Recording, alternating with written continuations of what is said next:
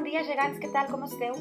Comencem una nova jornada, d'acord? Avui som dimarts, segueix plovent, però què hi farem? Com que estem a casa, aprofitarem per fer servir les nostres mans, les nostres orelles, els nostres ulls, la nostra boca, el nostre nas, per pensar una mica què és Sant Jordi per nosaltres. Sí, com ho sentiu. Sant Jordi és aquell cavaller que va salvar una princesa d'un drac? Sant Jordi és algú que va aparèixer, que vivia en una muntanya? El drac és el bo, el drac és el dolent? O sigui, hi ha moltes maneres d'imaginar-nos la llegenda. Sí que és cert que n'hi ha una, la de Montblanc, no? Que segurament que si l'Anna estigués a l'escola avui ens ho podria explicar, perquè ella sap qui és Montblanc, oi que sí, Anna?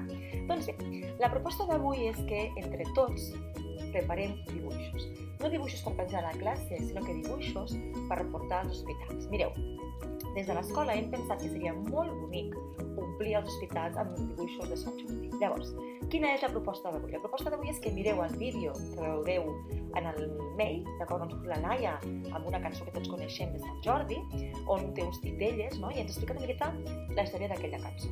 Però potser algú de vosaltres té a casa un vídeo diferent de Sant Jordi, o potser té un conte com aquest que us vaig ensenyar jo ahir, no? A veure si tenim per aquí, perdoneu, que no s'està directe, mireu. No? Aquest matí me l'estava mirant i aquí hi ha llegendes de Sant Jordi, però amb diferents versions, on el drac està amagat i és una princesa la que el té captiu, o sigui, hi ha diferents coses. Resumint, el que us proposem avui és que mireu els enllaços en els diferents vídeos de Sant Jordi, o si teniu a casa els contes, i ens feu un dibuix. D'acord?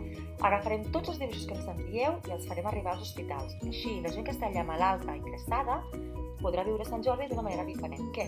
Us animeu? Mireu, jo ja ho tinc gairebé tot a punt, He imprès recursos per poder-me inspirar, tinc paper, retoladors, tisores, cola, aquarel·les i més retoladors. Quan acabi, us ensenyo el meu dibuix. Us sembla? Doncs som-hi, comencem!